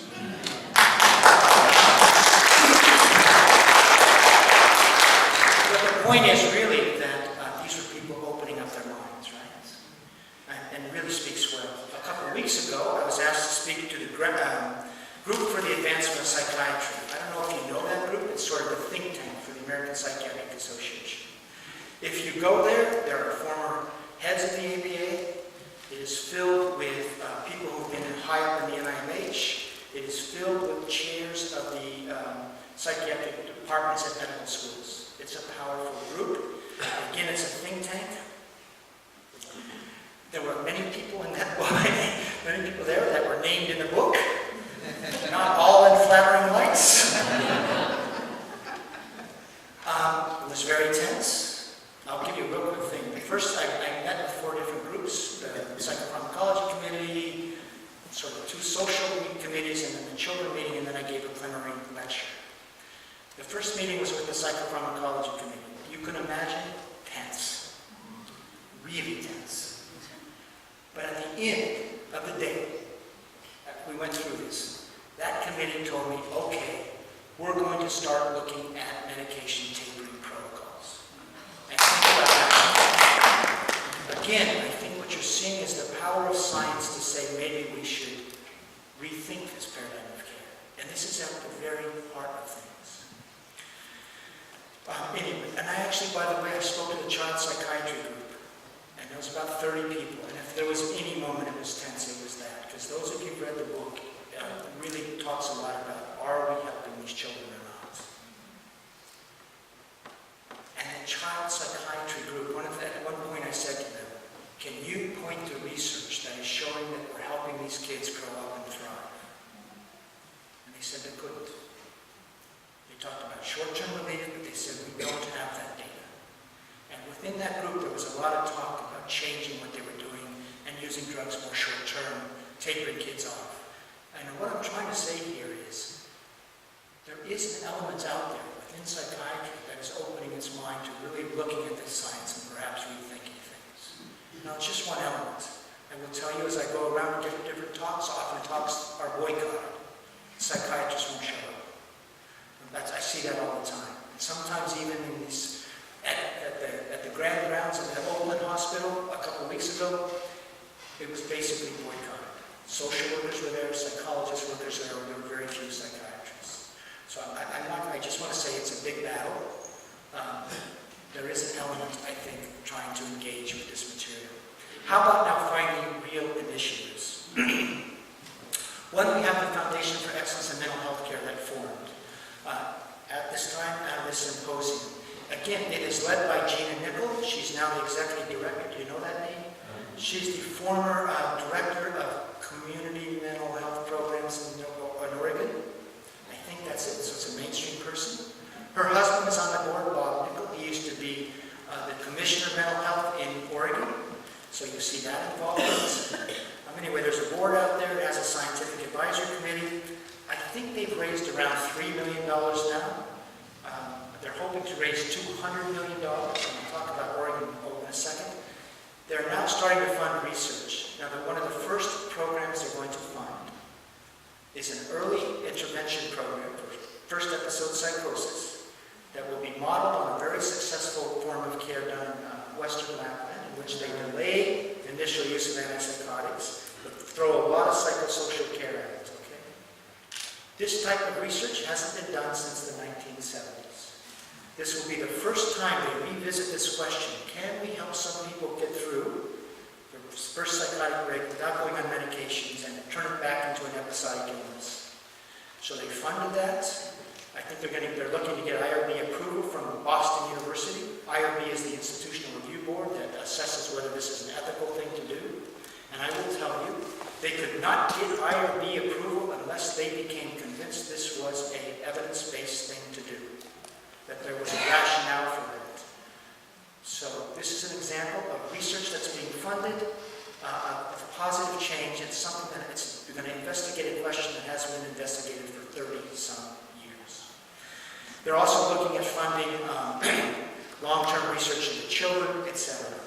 Another thing, by the way the foundation is being done, it's like a community foundation, and they're having all these sub-foundations. So let's say a donor wants to say, I will give $300,000 for a first episode project in Georgia. Then they set up a sub-foundation to make that happen. Well, and then there's different donors coming forth, I want to do this, I want to do that, setting it up. But one of the possibilities that is now being discussed is an Oregon Foundation fund. And I think there's some money maybe coming into it, and that is to fund projects here in Oregon that will look at doing things differently. Now, one place that there is something on the drawing board is in Southern Oregon, which is where I came from yesterday and the weekend before. There's a psychiatrist down there named Ted Sundin, who over the past 6 months, he formed 2 book groups. One was a book group of general practitioners, family care physicians, basically family care physicians, and then he had a second book group of psychiatrists. And he forced those poor people to go through Anatomy of an Epidemic chapter by chapter by chapter. was real interesting that Ted will talk about. The psychiatrists this was really difficult. And I mean this in an empathetic way. Imagine you're a psychiatrist, you've been taught something, you've been doing something, and now you're being asked to confront data that says maybe that wasn't so good. That's really hard. It's really hard to confront that. And I think as Ted was saying, it's a real process to try to come through, start there, and end up somewhere else. As Ted says, Dr. Sunday, he says, he's been struggling with it for 6 months. And he says there's sort of 2 questions. If I believe this, how do I forgive myself? How many patients have I harmed? And how do I go to work tomorrow? It's 2 really difficult questions. And I think we have to understand that it really is difficult. Nevertheless, he's got the medical community sort of investigating this. And what's happening now as a result? There was just a conference down there. Well, one thing, I was in a locked facility yesterday morning. 32 beds, I think, 16 forensic patients. And that facility is now committed to trying to set up a protocol to figure out who can taper off their meds. And how to do it. And how to try to do it safely, etc. And again, they're not looking at tapering everybody off their meds. They just want to see those who want to support them in that. And see if they can get down to lower doses, etc. That hasn't been done really ever. We're 50 years into this. 50 years of this, and nobody has really tried to see if we support people, what results might we see. And that's what they're talking about doing. Ted and his group down there are also looking to set up a clinic in which you will come into that clinic, and let's say you have depression or some other problem, and the idea is that they will provide you with holistic care, a menu of care. And that care will be like this. They'll try to set you up with exercise as part of an exercise group. They will try to help you with nutrition. They will work on, if you want to meditate, they will work on meditation, spirituality. As Ted says, I don't know anything that's better than helping people go back to work if they're not working. Stable housing, all these sort of psychosocial care, and then they'll think about how to use the medications in some sort of selective, limited, cautious manner. They're not throwing medications out the door, and I don't think they should. The question is really, for whom and for how long? That's a very different question than one size fits all. And if you see Ted, maybe you can get him up here, he's got this new sort of protocol. It's really beautiful, I have to say, because the whole conception begins differently. The whole conception is people come in, they have psychiatric distress, they're human beings, there's a context for distress, right? Sometimes there's a lot going wrong with their lives, and we're going to sort of say, how can we help rebuild social bridges, integration, help them sort of become empowered to sort of learn about their mind, control their mind better, take responsibility, be healthier physically. It's really a very different vision, and he wants to set up a clinic that will provide that, wants to make it into a research study. Again, that will be an example of really rethinking a paradigm of care. By the way, I have a website, madinamerica.com, and one of the things we're doing on that website is we're just putting up new research studies that appear. And there is a lot of research coming out about the benefits of hiking, the benefits of walking, the benefits of yoga in a research way, the benefits of nutrition. There is a lot of data coming out about the benefits of psychosocial care, so it's becoming more evidence-based. The third thing, just to tell you an example of what's going on, Ted Sunday has a big group of patients. Basically, it's a bipolar group, and as a group, and I sat in with them yesterday, and there are many people who would like to taper down off their medications. And so he's basically going to, as collectively, as a group, sort of explore this option, tapering down, trying to do it with support. What else do you need? And really being sensitive to each other. And if people need the medications, fantastic. And if some people come off, great. But it's really like a group effort to rethink long-term use of the medications, and that's consistent with some of the data I spoke about. There's some other projects going on in Vermont, where I was asked to speak, and the Commissioner of Mental Health came there. Their state mental hospital was flooded in the fall of this year by a hurricane. They've now set aside a pot of $60 million. They're not going to rebuild, they're not going to build a new hospital there.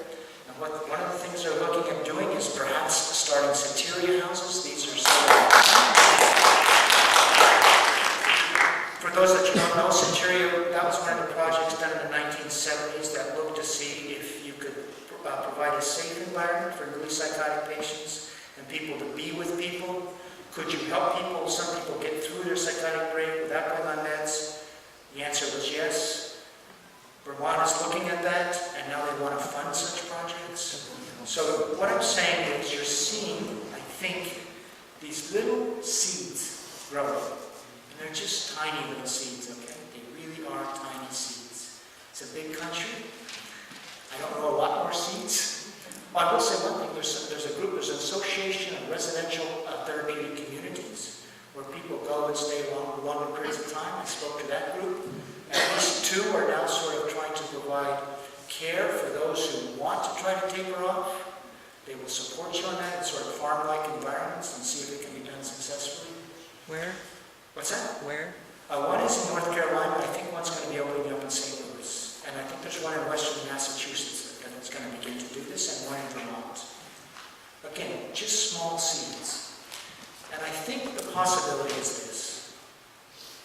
Again, we've been living with a really pretty pessimistic vision. And the pessimistic vision we've been living with is you have a broken brain, right? If you have a psychotic episode, if you have a manic episode, if you have depression, you're said to have a chemical imbalance, you need to be on drugs for life, it's a chronic disorder. That's the pessimistic story we've been living with. And drugs are the cornerstone of that. The vision I think that people are struggling towards, whether we get there or not, I'm not sure, is a much more nuanced vision. It's a much more optimistic vision. It's a vision that says it's quite human to have psychiatric distress. God knows why it happens. A lot of different reasons, okay? It's almost a Shakespearean vision. And that is, if you're human, you have a capacity to have a lot of psychiatric distress. And those of us who are English majors know that that's what Shakespeare was telling us. Including psychosis, mania, depression, etc. But the great thing about that vision is if that's your vision, if that's your philosophical vision of human beings, it's like this. You can have a time, and if you have certain stresses, you can end up in a place where you need help. Okay? You can have a lot of psychiatric distress, whatever the symptoms may be. But with this vision, the idea is with the right psychosocial care, you don't remain here. You don't have a broken brain, but you can come back over here and basically have an episode of psychiatric distress. That's really the vision. And we're going to try, and the vision is you can have so many people coming back where it was just episodic. It wasn't a chronic thing. That's the vision. And I think you see it's a much less stigmatizing vision. It's an inclusive vision. It's a vision about human beings. God, we are just emotional creatures. And we go ups and downs. We have our mood fluctuations, etc. But it's a much more tolerant vision. It's an expanded vision of what it means to be human. It's also a vision that talks about resilience. It talks about human beings having this extraordinary capacity to go to difficult moments and with the right care, get better. So it is an optimistic vision. It's also, I think, a vision of a collective responsibility. So right now we say when someone has psychiatric distress, it's your fault. You're the problem. You have the broken brain. We're going to fix you. The new vision is more like this. We as a society have to create better social webs. And if someone has difficulty, we've got to help them find that social web. And a social web is a lot of things. It's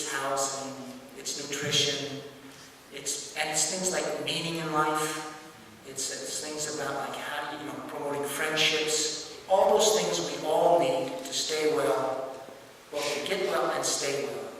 Anyway, I think that's the promise, the hope. And by the way, in this vision of things, it's not that people are saying that the medications may not have a place.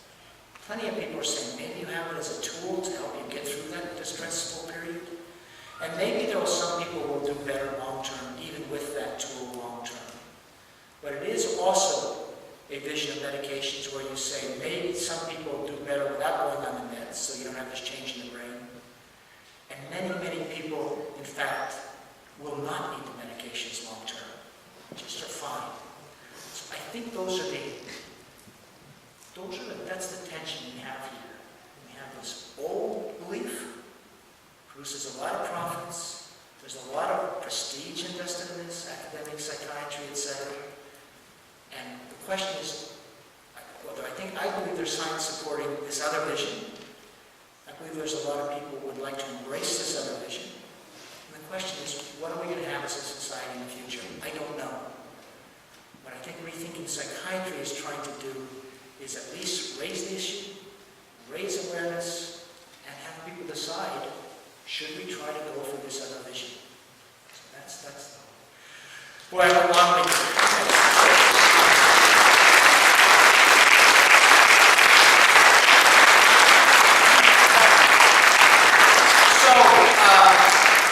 Questions, comments, that's good. I just want to, we have 15 minutes, so please keep your questions succinct, and this is great. And quite a celebration. I have a question. I read a book called Future Shock by Alvin Toffler. It was published in 1970. He defined future shock as the human response to overstimulation. Okay. Remember the Lucille Ball comedy routine where she's sitting on a stool and she's picking, there's a conveyor belt going by and she's picking out the bad fruit, throwing it. And then she's working calmly along. Then all of a sudden they speed up the conveyor belt. Okay? And as a result of speeding up the conveyor belt, she gets frustrated. She has anxiety, and then she starts acting out. It's a comedy. It was funny. We all laughed about it.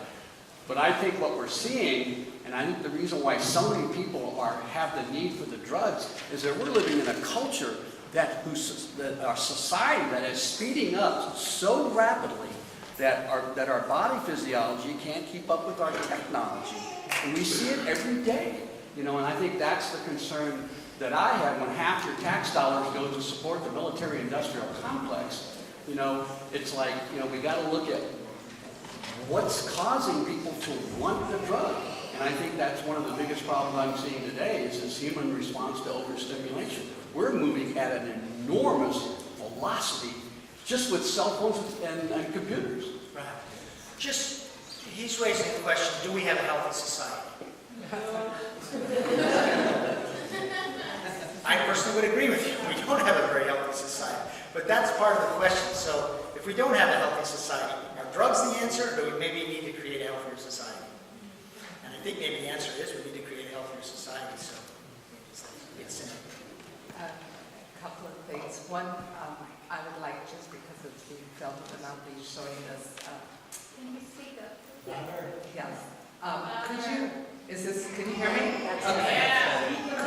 Could you very quickly share the study about children and how the NIMH heralded the 13-month marker and what happened at the end of that, and then also very quickly share how children of color and foster children are targeted, because I'm going to be using this. So. Yeah.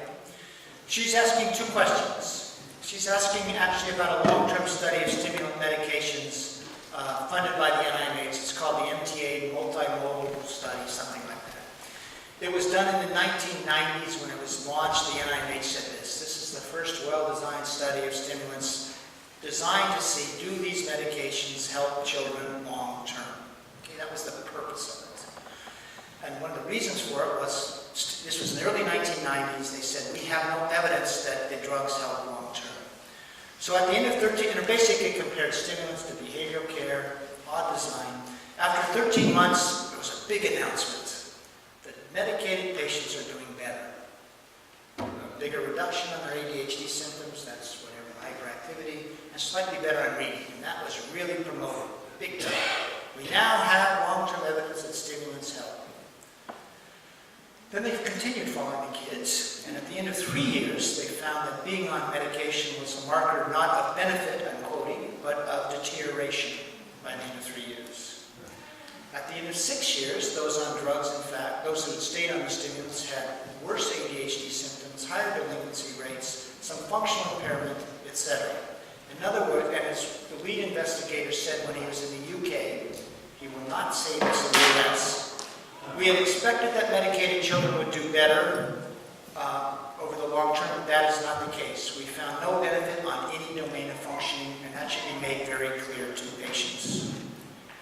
Those 3-year and 6-year results are never told to patients. They're not publicized, they're not on the NIH websites, highlighted. The APA does not incorporate them into their treatment guidelines, and this is part of the problem that Cindy's talking about. 13-month results are heralded, 3-year and 6-year results are not. And if you're a parent of someone diagnosed with ADHD, what do you want to know? You want to know, is this going to help my kid grow up and thrive? And that information is not being told. That's one answer to Cindy. The second answer to Cindy is this. She was asking, what about African American children and children in foster care? They're getting hammered. Foster care children in particular are just getting hammered with antipsychotics. I just wrote a chapter in a book on this. Something like 60% of children in foster care by the time they're teenagers are on antipsychotic medications. And if you look as to why that is, it's just behavioral purposes. It's not that they're, quote, psychotic. It just knocks down aggression, makes them sleep longer, that sort of thing. It is a horrible... You know, who are foster children? Foster care children are children who sort of drew a short straw in the lottery of life. They get born into a family that's sort of dysfunctional, right? Difficult. And what are we doing as a society? We're blaming the kid. We're now saying, you've got bipolar or whatever it is, and we're medicating and giving you antipsychotics. We're the guardians of those kids, right? And that's what we say. So we're medicating those kids. And I will tell you, I have talked to many foster care kids. They are not happy, those who are doing well at age 18 and having spent their youth on antipsychotics. And that's those who are getting off. So if there's any moral question, I'd say this is a really big, important one. You are starting to address it here in Oregon. There's some efforts I know to knock down the use of psychotropic medications in kids. In fact, I heard about this in the main county today. Yeah, next question. I can't remember what the statistic, what you said. By the way, my name is Kevin Fitz. I'm an executive director of the Oregon Mental Health Consumers Organization. One of our long-term goals is to put together a care farm for people in acute psychiatric crisis and take away the coercion and nonviolence and the forced medication and try to work experimentally and stuff like that. So I find this stuff really intriguing. My question is, looking, and I don't know what the statistic you said, $40 billion a year. So I don't know what generation we're at, first, second, or third generation psychiatric. I can't imagine that commerce selling an Abilify pill at $10 a pop is going to go away quietly. And so I wonder, what is science looking at as far as next generation medications and looking at, well, maybe these things cause brain damage or neurotoxicity or whatever, and maybe with computer models, maybe we can do better, any sort of thing like that. And what is your next book going to be?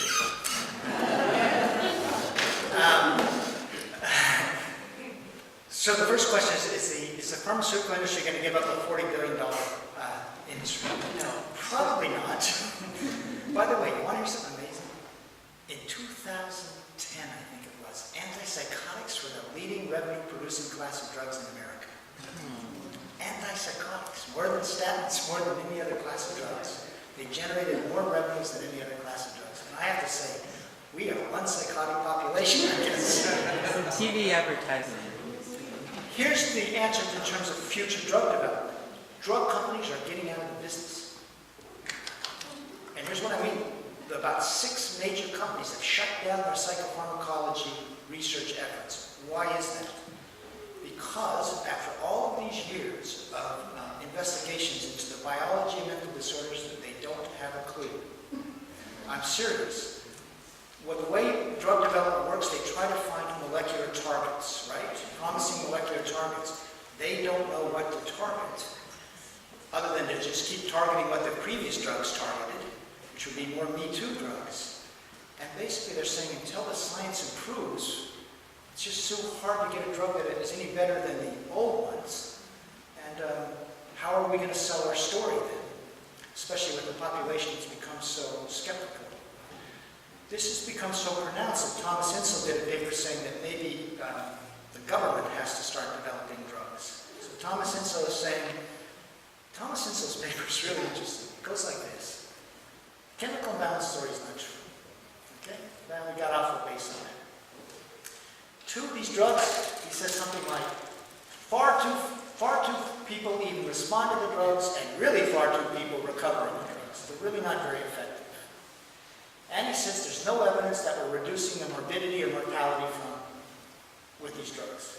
So in other words, 50 years into this, outcomes aren't good. But he says the promised land is near. The promised land is always near. Like, you know, the new genetics, etc. The truth of the matter is there's a real crisis in the field right now because of this lack of biological understanding and new targets.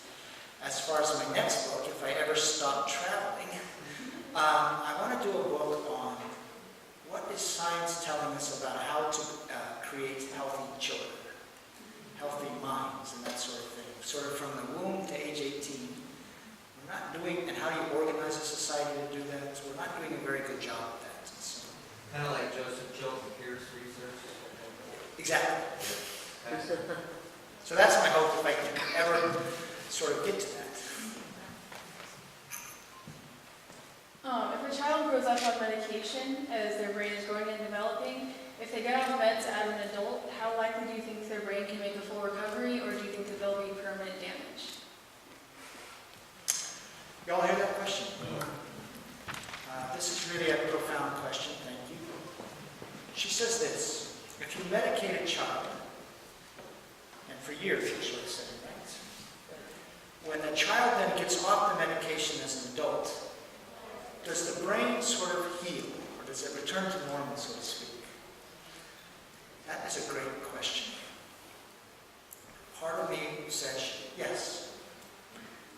One of the great things about the brain is its extraordinary neuroplasticity. And so you will see, for example, this is a sign of the brain to heal. Kids going on antipsychotics actually have a real high rate of tardive dyskinesia. Do you all know what tardive dyskinesia is? You'll see motor tics. You might see the lip going, the mouth, the tongue going around like this. Anyway, you'll see motor tics, etc. And tardive dyskinesia is a sign that the basal ganglia is becoming dysfunctional. So the basal ganglia is the area of the brain that controls motor movement. Now in adults, once it happens, even if you withdraw the offending antipsychotic, often it remains, the tardive dyskinesia, which is a sign that the basal ganglia dysfunction is permanent. Now with antipsychotics in children, the risk of TB is actually higher. Okay? But the good news is, if you withdraw it, you see a lot of resolution of the TB, which is a sign that the brain is healing itself. That's the good news, okay? Here's some recent really upsetting news, which I was just researching. If you look at kids going on SSRIs as they enter puberty, then they go to college. Now, one of the things that's real well known with SSRIs is some sexual dysfunction. Okay? It's a real well-known side effect. 60–70%. There's a diminishment of arousal. There's some diminishment of, if you can orgasm, sort of orgasmic pleasure, that sort of thing. There's a diminishment of bonding, etc. So as you might imagine, a lot of kids that are on SSRIs, they go to college, and what do they say? My friends are having sex. They seem to be enjoying it. I would like to have sex. So what a lot of them do is they want to come off their SSRIs. Here's what's happening. About 25% of those who've been on their SSRIs during puberty can't get back their sexual function. And this is being named called PSSD. It's called post-sexual SSRI dysfunction.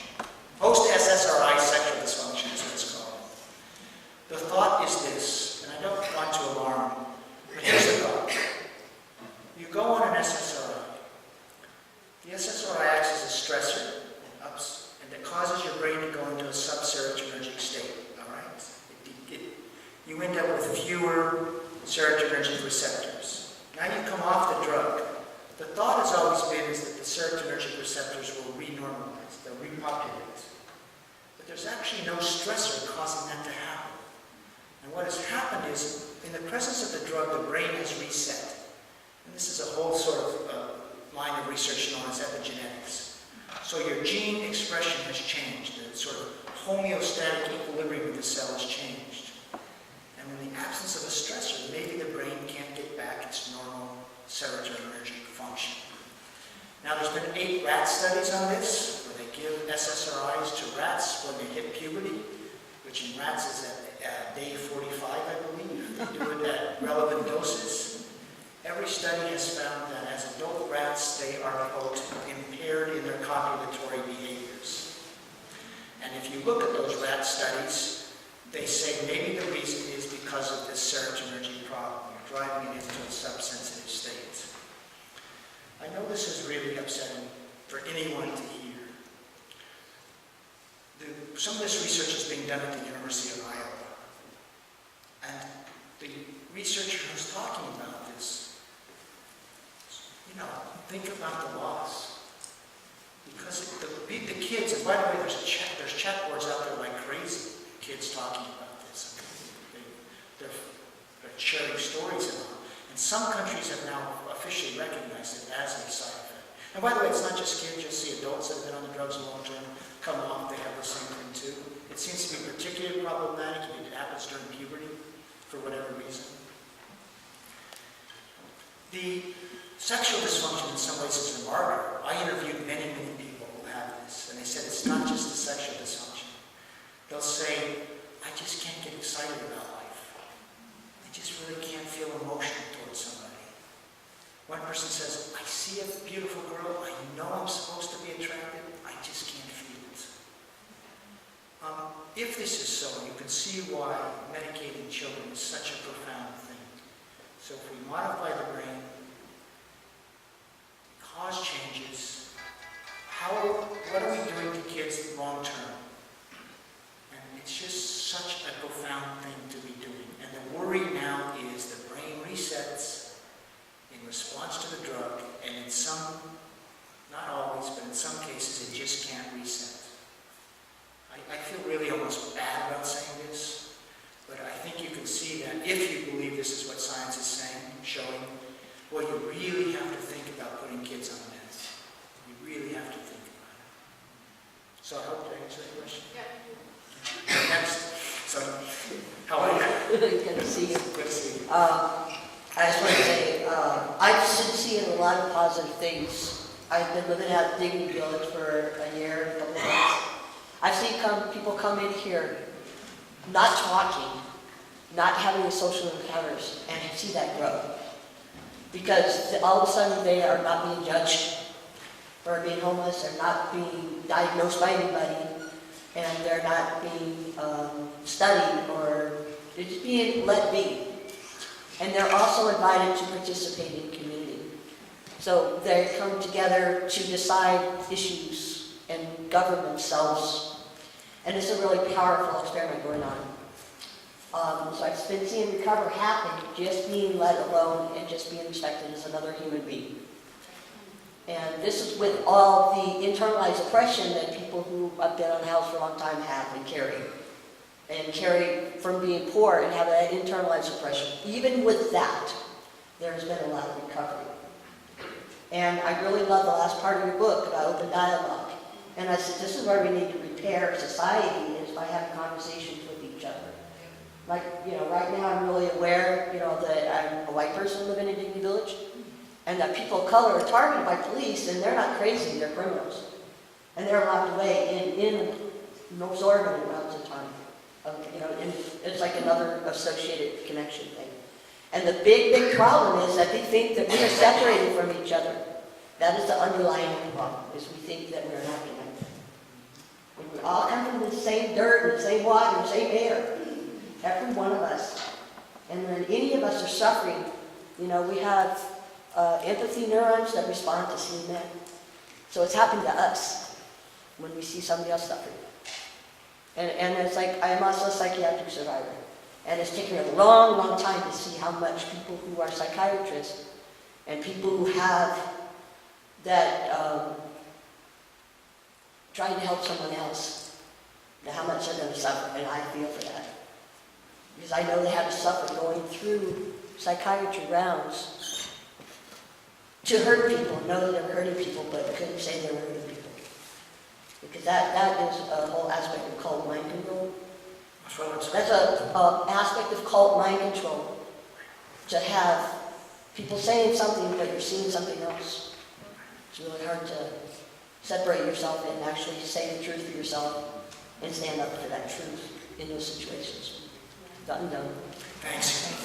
Thank you.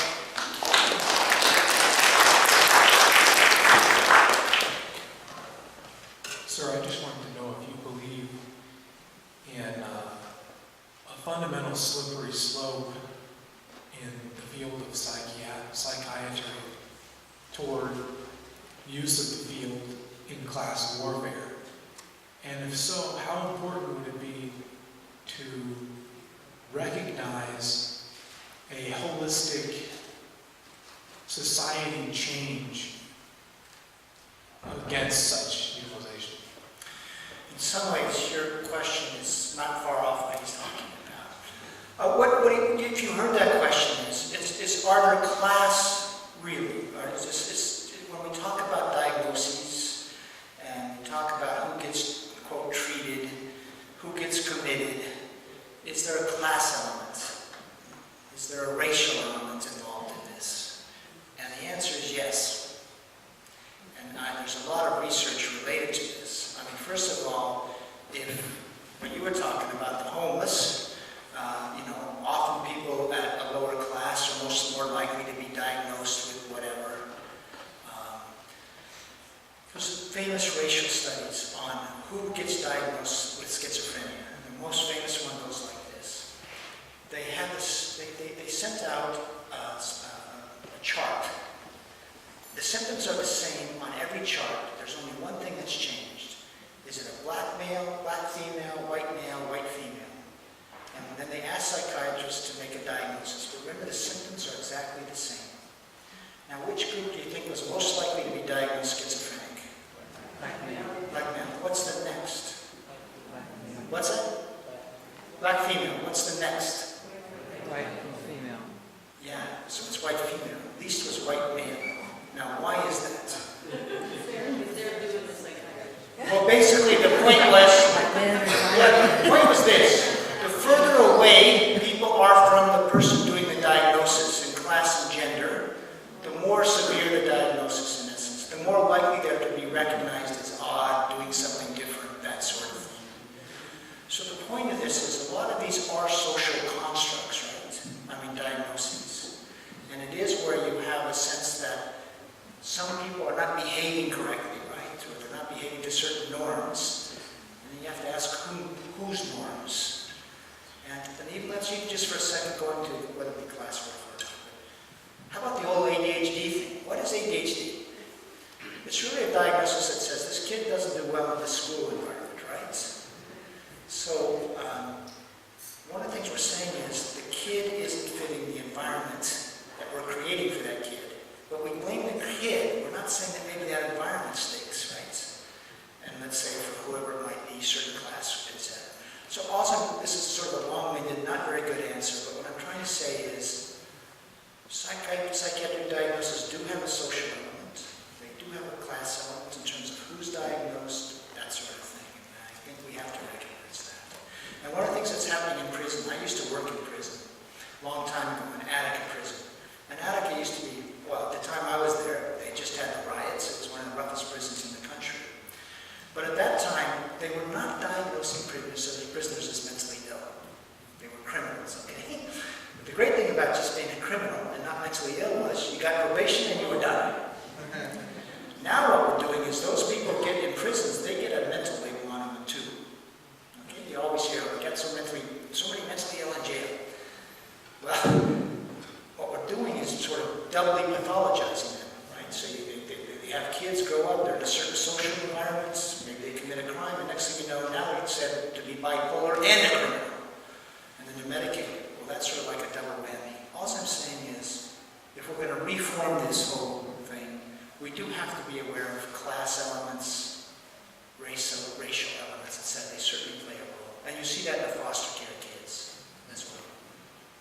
Thanks. Would you have time to read over a table of advantages and disadvantages towards a holistic class change? Sure, after the talk, sure. Okay, I appreciate it. Thank you. Hi, I am a parent of a child that has spent most of her young adult life in and out of hospitals, and currently is in a group home, and in order to stay in the group home, she's on SSI. She has to take the medication. And I began wondering, even before I was a believer in the current paradigm of there must be a chemical imbalance and some kind of cocktail. She's been through many different cocktails of medication. Somehow, something will help her advance out of this group home. But I noticed over the past year, I keep asking, why is there no progress? Why is she not advancing? Why does she not have encouraged to get a job, or she doesn't have, there's no advancement. She just seems like she's not in a hospital, but she's being warehoused. All of her money is going to this organization. What can she do if she wants to break out? She's kind of stuck because in order to stay in that home, which is her shelter, she has to take the medication. If she doesn't want to take the medication, she's homeless. Right. Y'all heard this question? Her daughter's in a group home. In order to stay in the group home, she has to take her medications. The option basically is homelessness, right? And her daughter is not progressing. Sort of just stabilizing. And you said your daughter's on a cocktail, correct? She's on more than one drug? This is why this question is important, about what we believe. Because if we believe that we've made great progress, the drug should be the cornerstone of care, next thing you know, we set up programs where the goal really is just to stabilize people so often, right? Because we don't really believe in sort of robust recovery. We insist on taking medications because it's the cornerstone of care. By the way, as you know, in many instances you will see people on cocktails, which just by their definition are sort of a sign things aren't going so well, right? If they were going so well, we wouldn't need cocktails, and we wouldn't need this whole thing. How old's your daughter, ma'am? 30. And she also has long-term health damage. Right. She did not have diabetes. She has diabetes. She did not have high, there's a lot. Right. Side effects. Right. All I can say is, in some ways, this is the failure of the system we have right now. It really does not help people get robust lives back so often. And we need a system that at least does a better job of offering people that possibility. And offers the possibility for those who might want to go off meds at some point to give them support in doing so, and still not lose your shelter, and be supported in that. That's why I think this whole question is so important. Right now there's just this box, and there's no other possibility. We need to create other possibilities. So the answer though to your question, what can she do? I don't know. I feel she's a guinea pig for the system. This is happening to a lot of people. Now in SSI, group homes, cocktails, that is a really common thing happening now, and in poor health. And one last thing, and I don't mean to scare you, do you know what age people are dying that are having this paradigm of care on cocktails? Well, it was 25 years early, but that's people who were first medicated in their 20s. How early are people going to die that are medicated when they're 5, 6, 7?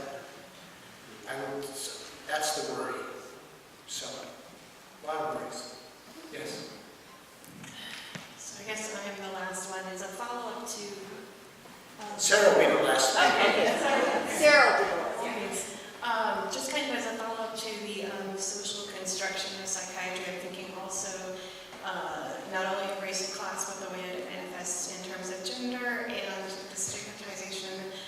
women, particularly women with trauma histories and personality disorders, which is a whole other issue. I'm actually doing a lot of research on trauma-informed care, which basically asks, instead of asking what's wrong with you, asks what's happened to you, which I think is a really good potential model for working with people, particularly women and women who self-harm. So I was wondering if you had any insight into that or have seen, there's something called the sanctuary model. What was the The last part, I was just wondering if you've seen any models in practice. I know there's one called the sanctuary model. People at Salem Hospital actually did some really pioneering things around that. And so I just wanted to bring that up. Sure. Well, two things real quickly. She's talking about the role of trauma in the developing of certain symptoms. Sexual trauma, I will tell you, if you look at women diagnosed with schizophrenia, you will often find sexual trauma in the past. It is real common. That's number one. Do you see some diagnostics that are gender-related? Absolutely. The old joke about borderline personality disorder was that was a diagnosis given by a male psychiatrist to a woman he didn't like. Yes. It used to be sort of a woman's diagnosis. I think they're changing that sort of thing. I think this is part of the future, is to understand the role of trauma. A lot of research showing that trauma does correlate with later onset of psychotic symptoms. And what you said, I think, is really beautiful. Instead of asking what's wrong, let's ask what happened. And that's a wholly different thing as well. And that applies to everybody, kids, etc. So that's really a great way to put it. And by the way, one last thing on this gender thing. You also see a lot of, frankly, diagnosing related to, youth growing up, say, gay, lesbian youth, transgender youth. You see a lot of diagnosis related to that sort of identity, difficulties as well. One thing, the Oregon legislature, it came up the last legislative session, not counting our most recent special session. There was a bill presented in the state legislature that would expand the right to prescribe medication beyond just the current legally nurse practitioners, general doctors, and board-certified psychiatrists can prescribe legally in Oregon. But the psychologists got together and decided that they needed to be able to prescribe medication.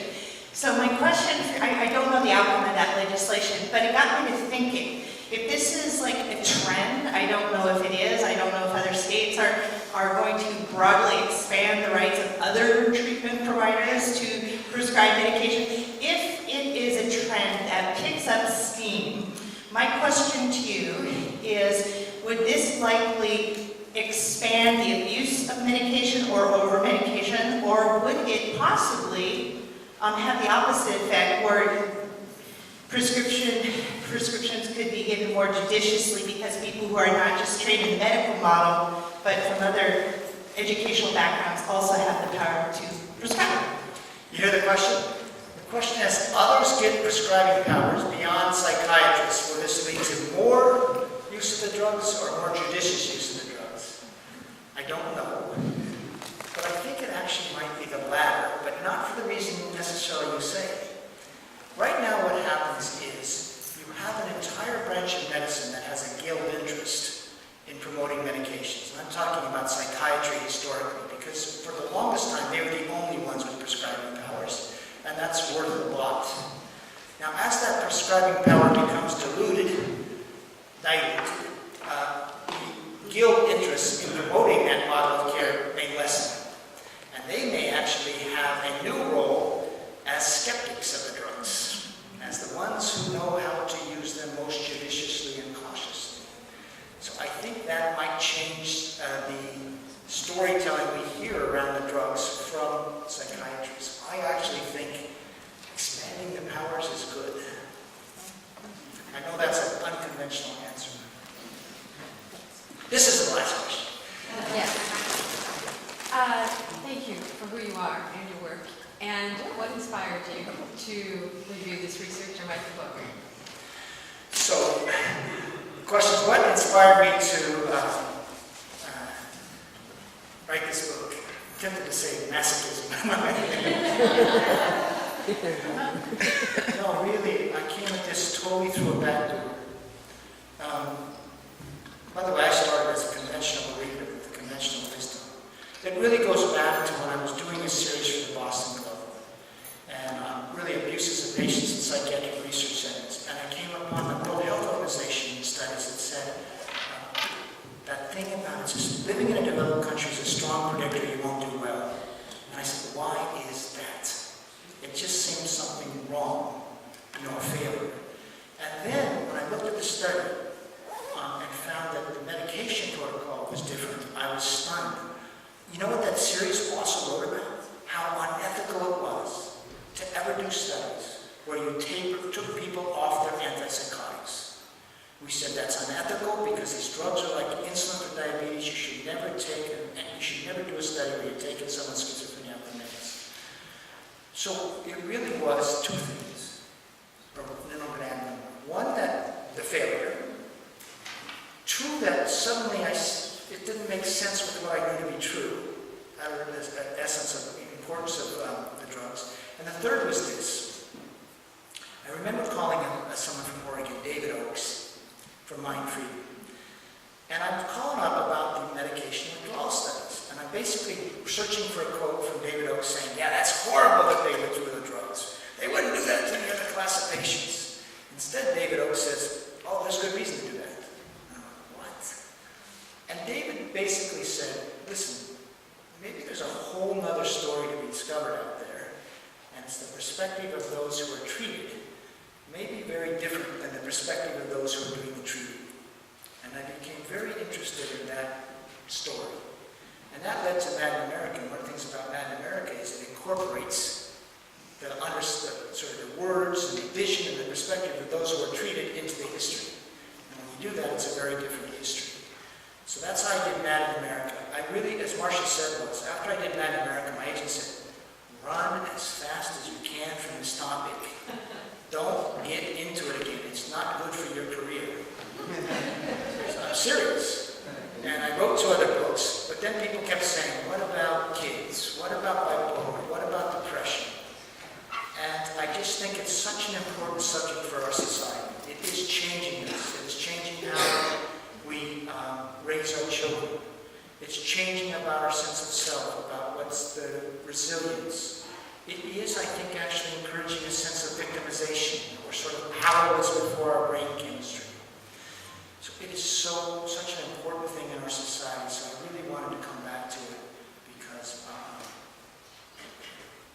is it working for us? And if not, what might we do better? And it just seemed like a profound topic.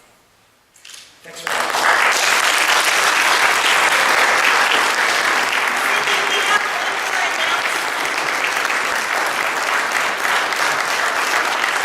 I just want to say that I am co-founder of a movement called the Moms Movement, and we're mothers who have experienced outrage, shock, and heartbreak about the treatment of our adult children in the mental health system, and we have found that together they cannot silence us or prevent us from having contact if we are together. And so if you're interested in being a part of that, you don't have to be involved, you can be an ally. All the emails that we can get for people to support us when our children are being abused in the system helps.